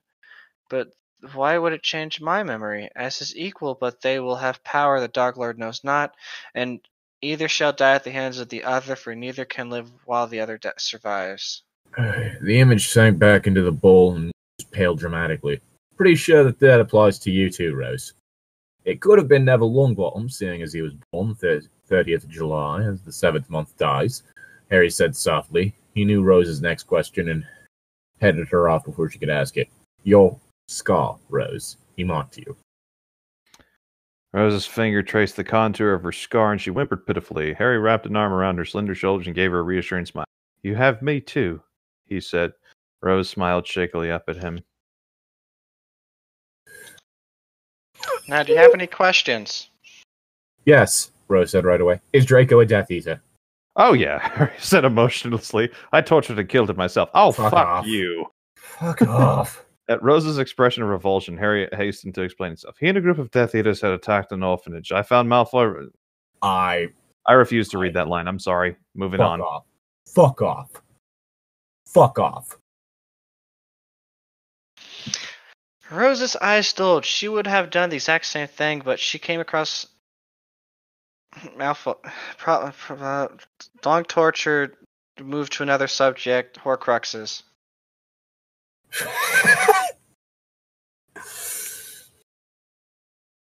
They're the reason Voldemort is immortal, Harry said softly. He tore his soul into pieces as a ritual and stored them inside various objects. All of them must be destroyed so that Voldemort can be killed. I don't want you to worry about them, though. I already have a plan to destroy them. From what I've checked the past week, all the Horcruxes are located in the same places in this dimension as they were in mine, except for one, the Ring of Slytherin, which might be in Dumbledore's possession. Harry said Dumbledore's name with distaste. You forgot about the one inside Rose. Rose?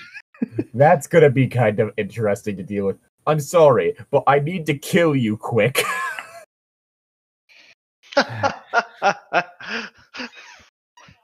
How did they get the thing out of? How did they get the one out of Harry? Anyways, again. Voldemort killed Harry. How did Harry come back? He was in limbo for a time and just kind of ended up reviving. The one that revived the Horcrux? No. That part died. The part of Voldemort's soul, which was like the little fetus-looking thing, was still in limbo under the train seat. I mean, under the bench. Mm-hmm. All right, I can't remember that scene. Do you think Dumbledore's just kind of standing there like, I dare you to come out, Voldemort? Fucking dare you. Fight me. This may be limbo, but I'll kill your ass. Do you really hate Dumbledore that much? Rose asked. She could see why Harry didn't trust the ancient man, but she didn't understand where his vehemence came from. When Harry told her Dumbledore had hired the same man that was the reason why she had no parents, all her respect for him was gone. The fact that Dumbledore used legitimacy on his students didn't help matters either, but Dumbledore did things with the best of intentions. Didn't he? Yes. It's just salty fans hate him. Yeah, because they think that not telling a chosen one character that they're a chosen one is a bad thing. Because yes, let's just info dump on this small child. That's a great idea, you fucking idiots.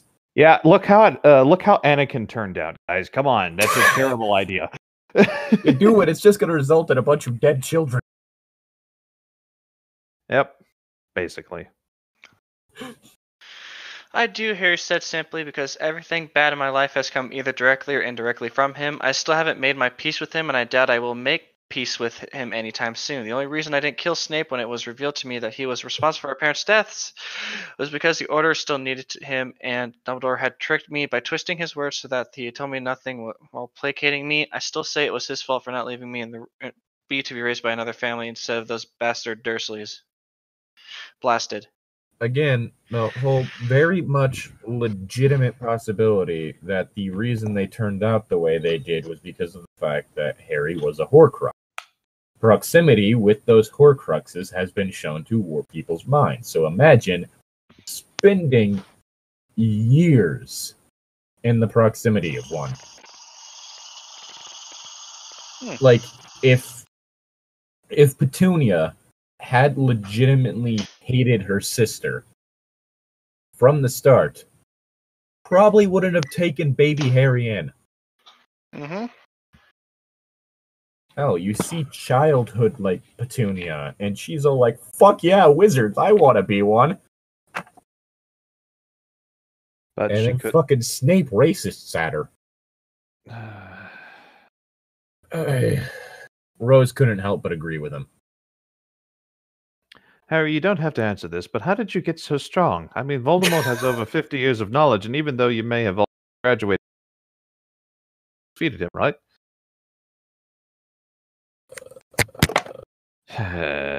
Okay, here we go. We're getting an explanation. I'm very curious to see what this is. Stupid. Oh my god. Oh my god, I looked ahead. Mm-hmm. Oh my god. What? What? What? What? Part of the prophet says your powers the Dark Lord knows not. Rose nodded. Well, Harry began, there's a room in the Department of Mysteries that contains a power behind its locked door. When I entered that room, I gained the power the Dark Lord knows not. Taking a deep breath, Harry went on. Once you enter that room, your magical core will be supercharged. I gain an enormous magical reserve and the ability to cast spells anonymously. I'm not sure what you'll get. You get nothing. What? Well, you mean anyone who... Oh my god. Okay, again, ignoring the fact that if we look at the magic system in Harry Potter, it doesn't seem to work on a power level, but instead more of a difficulty level, of spells being as many of them require, say, conviction or some sort of emotional mindset. Again, why someone who is pure-hearted likely wouldn't be able to, like, successfully do one of the 3 forbidden spells, even if they tried, as was shown in the final book, with Harry not being able to effectively do the mind control curse. Mm-hmm. Like, it doesn't seem to work on a power system, it seems to work on a skill system, which is very much different. Like, this is why people, like, if you're going to do this sort of thing, pay attention to how the magic system works. It never seems to be an issue of, oh, this takes a lot of power. It's more, oh, this takes a lot of concentration. It's very difficult to pull off. If you're not careful and do it hastily, this can happen. Like the whole thing with splinching. Again, it's one of the things that bugs me. Because if in Harry Potter it were a power thing, then that would be a whole thing of, oh, the characters end up tired after doing so many spells or something like that. Which is something we don't see. It's a pet peeve of mine. No, Harry interrupted it. I can't explain it, but in my world, only I can enter this room. Prophecy is right, you may be able to enter it as well. So there's just this room that exists that only the chosen one. This magical plot device. If you can say this story has it. We must obtain the magical MacGuffin. Oh my god. This is unobtainium. The only thing I can tell you is if you are too young or deemed unworthy of entering the room, you will die an extremely painful death. process in the chamber is bad enough. I don't want to think about what would happen if you weren't supposed to be in there. Rose gulped. Can we talk about this later? It sounds scary. Oh, you little poor baby girl scared of getting hurt. Yeah, it's the whole thing of like with so many of those different spells, it was explained that it was kind of like a feeling thing. But a good example would be Expecto Patronum. You are supposed to focus on like your fondest memory, like just the most overwhelming sense of happiness and content. Like it's all emotion driven. That is how the spellcasting works. Don't forget to swish and flick. Yeah, it's a whole thing of like, again, it's kind of like the whole thing in fucking the Marvel Cinematic Universe of how Thor's hammer is explained. Thor's hammer is merely a focus, something that allows him to harness his abilities. It seems to be hinted the same way in Harry Potter with the whole thing of being trained with wandless magic. That being that the wand is more of a way to mentally focus your abilities. Something to direct it. Also, I believe that now we've hit the Hey. because we started this. Yeah, we started this at 10:20. Yeah, we need to. Well, we haven't. So hit the this is 2 hour actually mark about yet. the hour and a half mark. Yeah. Well, we're almost done. So let's. Yeah. Done.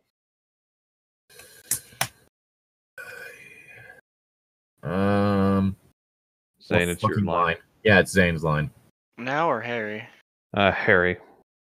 Harry Rose said quietly, if you were my alternate male self, what should No. It's the. Harry didn't blame her. If only she knew how horrible it really was. The Yeah, chamber that was- inside the Department of Ministry was the key to Rose fulfilling her destiny, but at the same time, it could be the death of her. Okay, so Tom did say that. Can we talk about this later? It sounds scary. Yes. Okay. He had entered the chamber at the age of 19. He knew if he tried entering. He knew if he had tried entering it, if he was any younger, he would have been found unworthy and died inside of the room. You know, you'd think that torture might make someone of this sort of thing.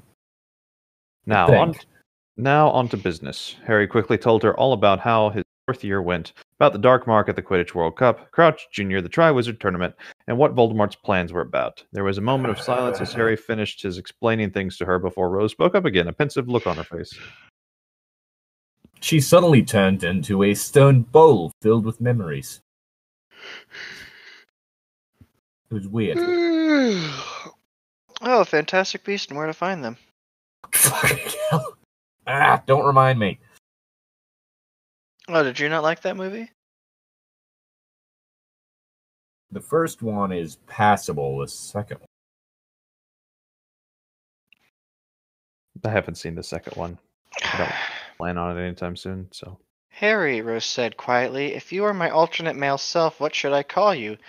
It Harry. feels really strange calling you my cousin now. Honestly, it would feel strange calling you my brother. Harry. My name is Harry. Just call me Harry. Harry Potter. Harry Wensleydale. Harry shrugged and shook his head, just as dumbfounded as she. You have a name, you dumb bitch. Seeing that Harry was just as flummoxed, unsure as her, she quickly changed the subject. You have a name, you dumb fuck. Just so you know, I am not angry with you for lying to me. Jesus I am. Christ. I Do am people angry. really get this upset about lying to somebody once? Like, Depends on how much you trust them. Depends on the situation. Man, it's all this sort of thing of like. I hate it. But I'm happy, of course, that you are willing to tell me the honest truth. It sure saves me the headache of what's going on. It's good to know why my name is placed in a Triwizards tournament, and that I will eventually make up with my friends. Rose said unsure about that, feeling that her that had her hoping that she would not reconcile with her friends. She didn't want Ron turning traitor because of jealousy and Hermione dying because she was friends with her. It was for the best that she stayed away from both of them so she could keep them from harm's way. This is why we're God, we going have to to deal with get Harry the the new Loner shit. characters, self-insert friend number 1 and self-insert friend number 2. Why is it the Harry the Loner bullshit? I hate that shit. Just a friendly reminder, we have 20 of these and we're on chapter 4. Harry's power was his friends. Why you gotta do this shit? I'm legitimately sad right now. Maybe it's just tiredness. It could be I'm that. just sick of this shit. I know I'm sick of this shit. Can we please hurry up and finish this? What fucking line are we on? Harry smiled. Harry smiled in relief. Been a bit worried as to how Rose would take this information, but it turns out that she would just use it to abandon her friends. Wait. He was surprised at how mature she was compared to him and his...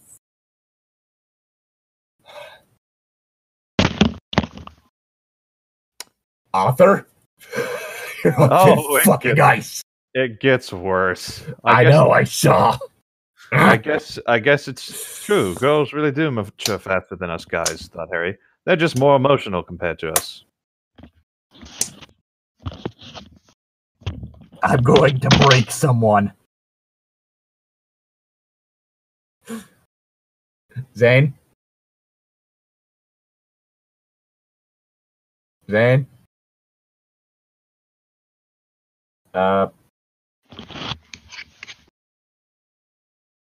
You alright there, bud? You there? Zane?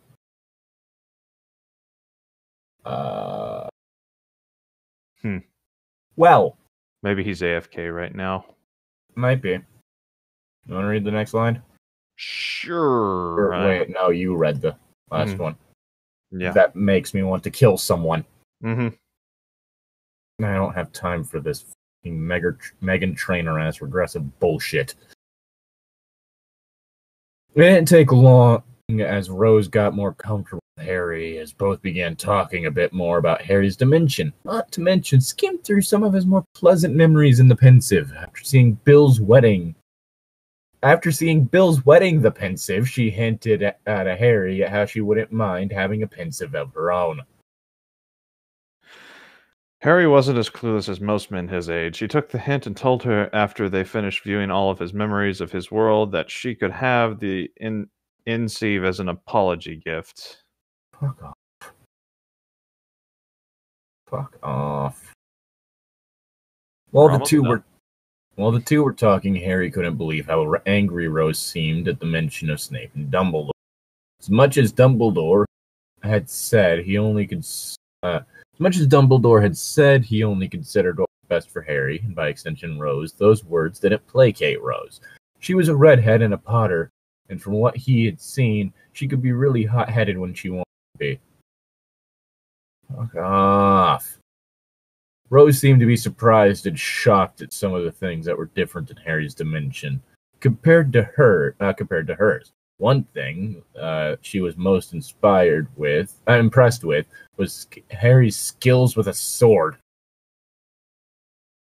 Sword of Godric Gryffindor, the redhead said thoughtfully. Harry, I'm not sure if you might have already considered it, but do you think we might be his heirs? Harry nodded absentmindedly, and Rose noticed his thoughtful expression as well. Harry, what's up? Asked Rose. Well, you see, goblins don't quite work that way.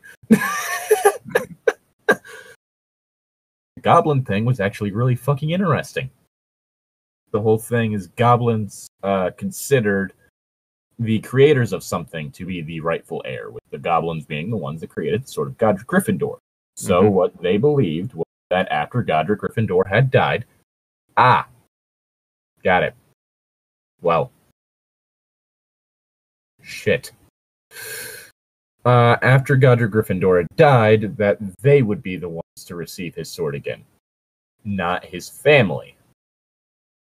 Very upset when it passed on to the other members of his family. Okay. I have my suspicions that I was the possible heir of Gryffindor after my second year. Nothing is ever normal around us, so there was, of course, a possible chance of being Godric Gryffindor's last heir. You know something, said Rose. Rose, did you know that you could be emancipated whenever you want? My 17th birthday, Gringotts approached me and told me about how Dumbledore had held me back from reading my parents' will and kept me dark about my family vault until he considered it to be a good time to show us. Once he died, I was able to read it without him stopping me or interfering. Clutching his hands, Harry spoke in an angry voice. I learned that in our parents' will, that Dumbledore was specifically ordered not to send us to the Dursleys should both our parents and Sirius be deceased or unable to take care of us. Fuck off.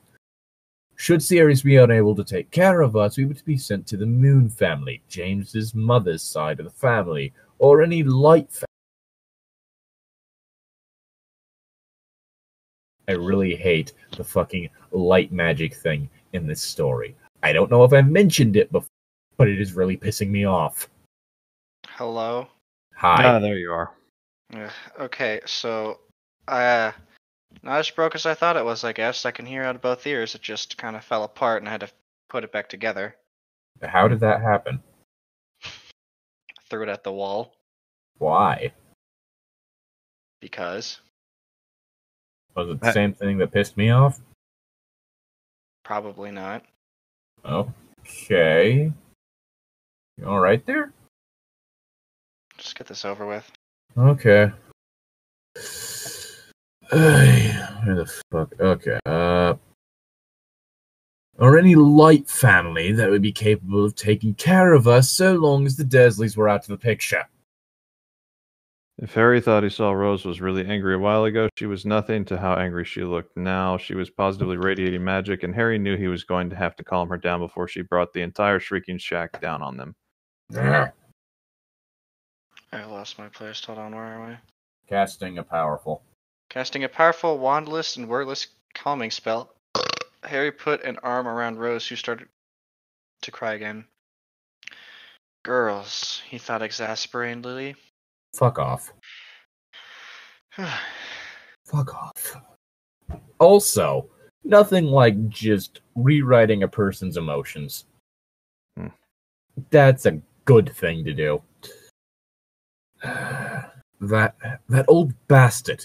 He knew of my parents' will and hid it from me. He knew he wasn't supposed to send me to the Dursleys, but he still did. It makes me wonder if the bastard was trying to manipulate me all this time. Harry nodded grimly as he tried to comfort the girl in his arms.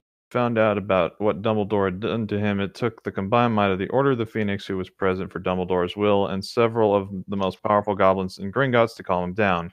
He was pretty sure he had heard Remus say that if Harry had lost control, he would have leveled Gringotts Bank. Okay. Fuck off!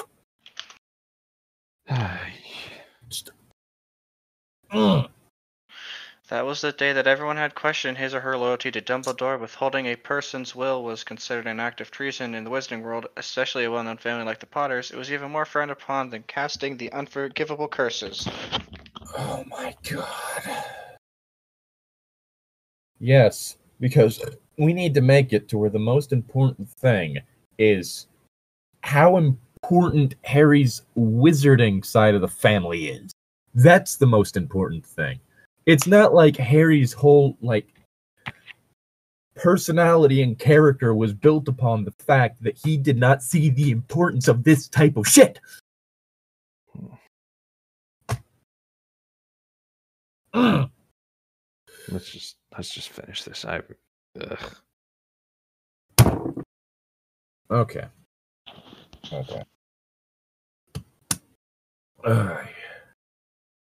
Anyways, after I read our parents' will, I learned of Sirius's will. Well, it turned out that Sirius had wanted me to be emancipated as well, but Dumbledore had prevented me from going to his will reading. Instead, he thought it would be more considerate of him if he told me the news himself. However, all he told me was that Sirius left everything to me. He didn't mention anything about how Sirius gave me permission to be emancipated. Rose could only growl in response. Though Harry hadn't showed her any memories of this, she knew what he told her was the truth. Harry would no doubt show her the memories of if she asked, but she was unsure if she could hold her temper at this point. Hell, she was growing even more enraged at just the thought of Dumbledore. When I finished reading my parents' will, I immediately set off to the Potter Vault, in which I discovered our family line. I learned there that our family line, which was one of the oldest pureblood lines, that the last descendants of Gryffindor and Ravenclaw had married into our family line, making us a descendant of the founder. Yes, because this is what we need to do. We need to make it to where it's Harry's bloodline that's important. Okay. Just completely fuck over any of the fucking themes. So it's true, Rose said momentarily, forgetting her anger. Godric Gryffindor and Rowena Ravenclaw really had a child together. Harry nodded. Yeah, in history books, it never did say who and how had a child who and how they had a child with or when. But many people find it odd that the Ravenclaw line had disappeared along with the Gryffindor line. The only lines that proudly display who they are were the Slytherin and the Hufflepuff.